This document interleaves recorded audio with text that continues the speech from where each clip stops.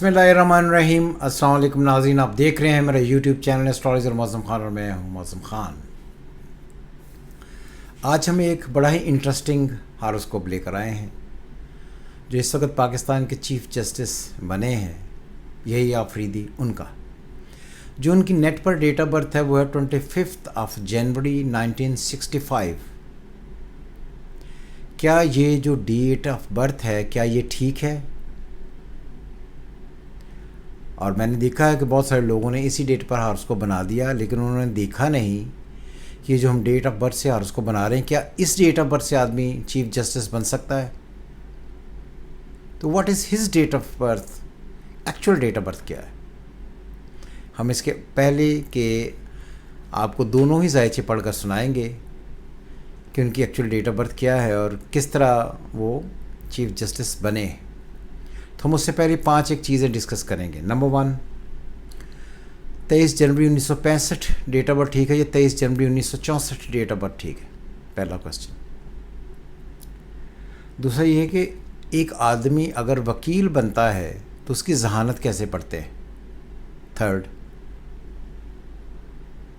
उन्होंने यूके से एलएलएम किया, हायर एजुकेशन यूके से ही क्यों, ये कैसे पढ़ते हैं? चौथा, कि कोई भी आदमी अगर वकील बनता है या लॉयर बनता है तो क्या प्लानिटरी कंडीशन होती है? नेक्स्ट, चीफ जस्टिस बनने के लिए क्या ज़रूरी है? लॉयर एंड चीफ जस्टिस अलग अलग चीज़ें। आगे है कि उनकी अपॉइंटमेंट जो है वो हुई है, क्या ये पॉलिटिकल है कि रेगुलर है? नेक्स्ट, फैसले कैसे करेंगे, मुस्तकबिल कैसा होगा, इसी पर हम आज पूरी की पूरी डिटेल जो है वो डिस्कस करेंगे। नंबर 1, पहले देखिए वो जायचा जिसमें उनकी डेट ऑफ बर्थ है 23 जनवरी 1965, सैटरडे बनता है।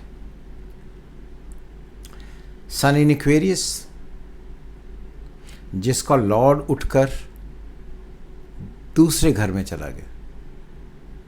Jupiter in Saturn in Pisces. यहाँ पर यह बात बहुत अच्छे तरीके से आपको याद रहे कि जब भी आपने जुडिशियल डिसीशंस करने हैं तो आपके जुपिटर की पोजीशन इंक्लूडिंग वीनस बहुत ही कमाल अच्छी होनी चाहिए। अगर वो बहुत कमाल अच्छी नहीं होगी आपसे फैसले नहीं होंगे। और सबसे पहले आपका असेंडेंट लॉर्ड इंक्लूडिंग मून वो कैसा बैठा हुआ है? मून इन लिब्रा, जिसका लॉर्ड सन से फिर 12वें में विद मर्करी एंड वीनस, और वो बैठे हुए हैं कैप्रिकॉन में।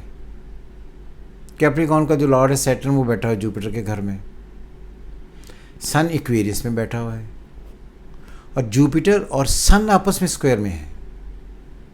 तो ये सारी चीज़ें जो हैं ये इस बात की नफ़ी करती हैं कि ये जो डेट ऑफ बर्थ उनकी है ये एग्जैक्ट डेट ऑफ बर्थ है।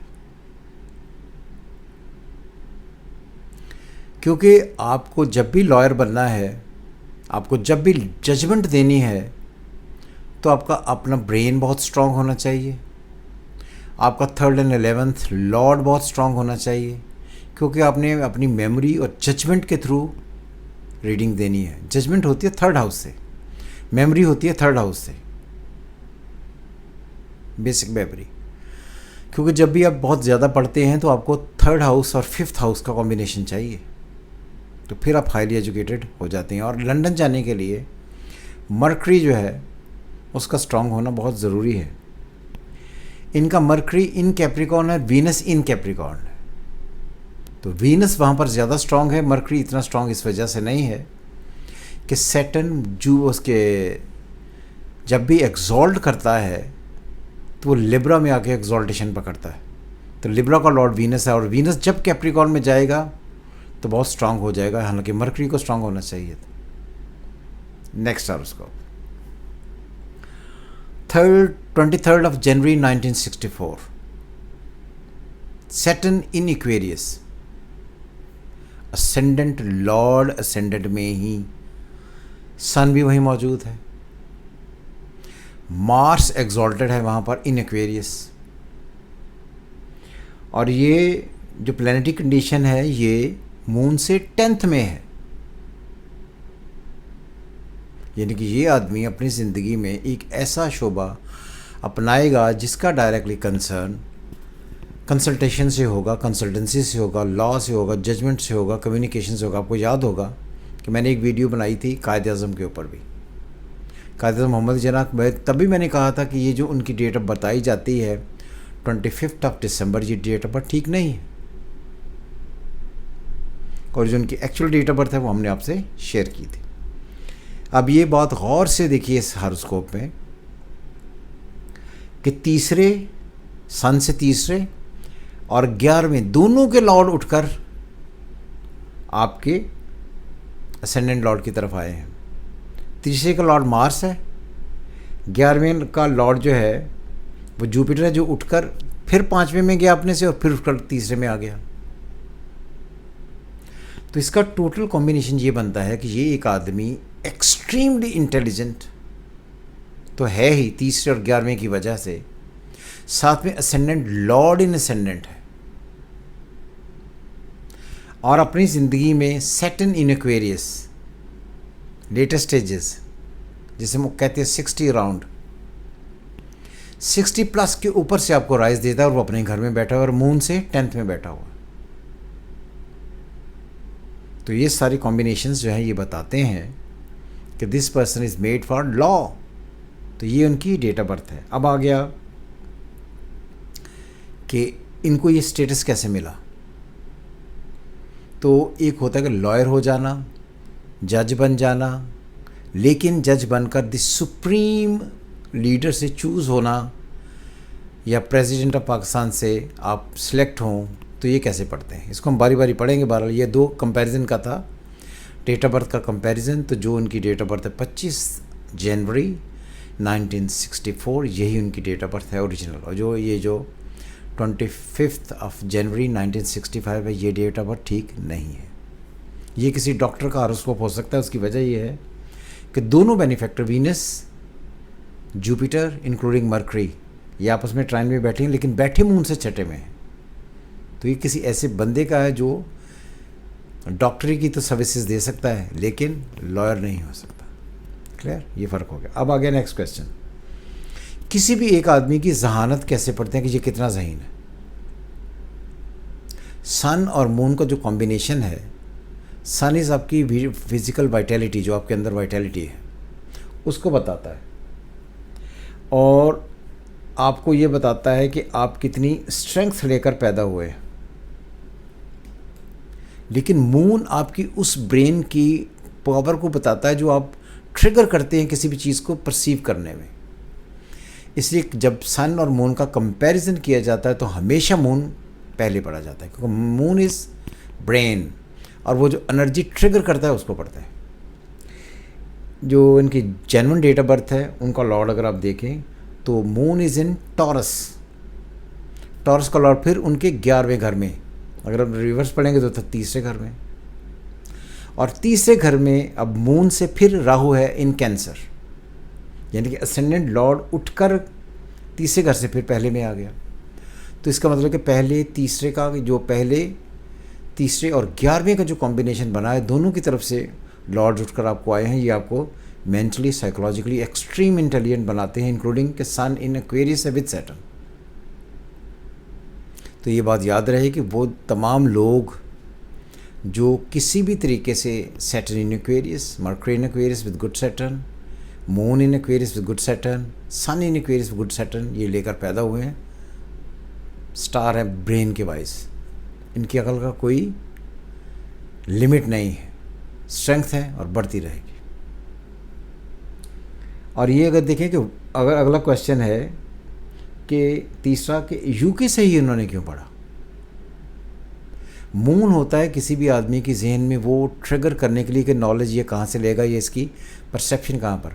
मून से 11वें घर में, उसमें मून से 9वें घर में इनके अगर देखें तो मरकरी इन कैप्रिकॉर्न, जब भी किसी का 9वां घर भरा हुआ हो और प्लैनेट अच्छे बैठे हों तो ये बताता है कि बाहर से पढ़कर आदमी आएगा और 10th में आकर अपना स्टेटस गेन करवा लेगा, क्योंकि मरकरी जो है वो बैठा हुआ है कैप्रिकॉर्न में, कैप्रिकॉर्न 9वें का लॉर्ड है, और उसका लॉर्ड सैटर्न जो है वो 10th में आकर फुल स्ट्रांग हो गया। तो इसकी वजह से ये आदमी फॉरेन क्वालिफाइड होगा, जिसकी वजह से अपनी क्वालिफिकेशन की वजह से आदमी अपनी ज़िंदगी में प्रेस्टीज और ऑनर ले लेगा।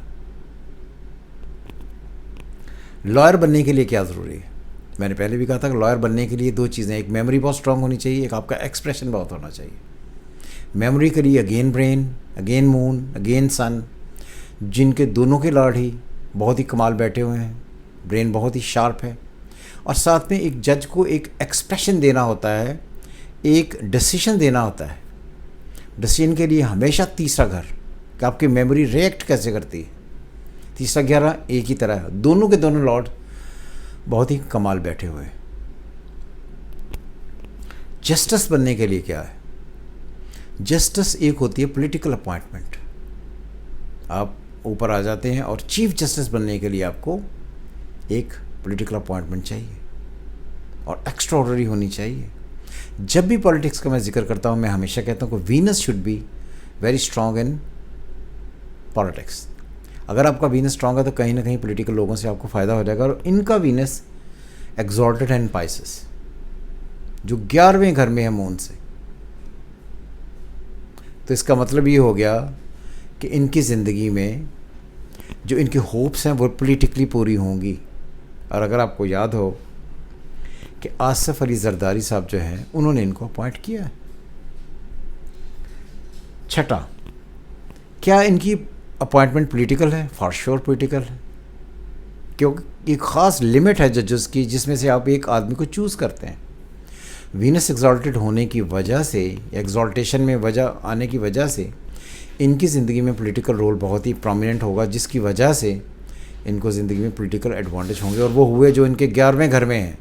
11वें घर में होने की वजह से इसका मतलब ये होता है कि आदमी की उम्मीदें पॉलिटिकली पूरी होंगी पॉलिटिशियन से। लास्ट क्वेश्चन, फैसले कैसे होंगे और क्या मुस्तकबिल होगा? जब आप फिर फैसले करते हैं तो आपको अनडाउटेडली अकल की तो कोई कमी है ही नहीं। और दूसरी जो सबसे ज़्यादा इंपॉर्टेंट बात है कि जो अगर आप पहला हॉरोस्कोप देखते हैं तो उसमें राहु इन जेमिनाई है, जिसके ऊपर अब जुपिटर है ट्रांजिट का, जब वो चीफ जस्टिस बने हैं। तो जब राहु के ऊपर जुपिटर होगा तो वो तो चीफ जस्टिस बन ही नहीं सकते। और दूसरी बात ये है कि स्क्वायर है सैटर्न की। अगर इसमें देखें तो जेमिनाई उनका सन से 5वां घर है। He was spotted by somebody to be star, तो इसी वजह से वो स्टार बने। और फैसले कैसे होंगे? क्योंकि ब्रेन बहुत ही अच्छा है, अच्छे फैसले करेंगे।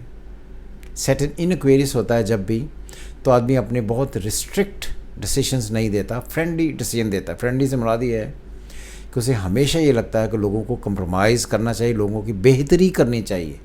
तो आई थिंक कि कहीं ना कहीं उनके जो डिसीजंस होंगे उसमें आपको प्यार, चाहत, मोहब्बत, इल्म थोड़ा ज़्यादा नज़र आएगा, और फेवर्स लोगों की ज़्यादा नज़र आएंगी। इसलिए अगर आप गौर करें और आप देखें कि अभी जिसी तरह वो आए हैं, तो इस तरह पीटीआई को काफ़ी सारा रिलीफ मिलना शुरू हुआ है। तो वो एक ऐसे आदमी हैं बेसिकली, जब सैटर्न इन एक्वेरियस है तो आदमी फ्रेंडली नेचर का होता है। फ्रेंडली नेचर से मुराद ये है कि हमेशा आदमी को दूसरों का एहसास रहता है। ऐसे फैसले होंगे। सो खुश रहें। हमने कंपैरिजन कर दिया कि which is the real date of birth. इसलिए मैं एस्ट्रोलॉजर से हमेशा ये कहता हूँ कि जब भी आप किसी का चार्ट बनाएं तो चार्ट बनाने से पहले ये जरूर देख लें कि जो जिस प्रोफेशन का ये बंदा क्या, उससे ये डेट ऑफ बर्थ टैली करती है। जब औरिया मकबूल जान साहब जेल में नहीं थे तो उन्होंने मुझे आसिम मुनीर साहब की, जो इस वक्त आर्मी चीफ, उनकी एक डेट ऑफ बर्थ भेजी थी।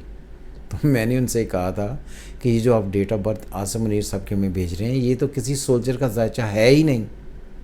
तो वो उन्होंने मुझे आगे से कहा जी बहुत सारे लोगों ने इस पर बहुत काम किया है।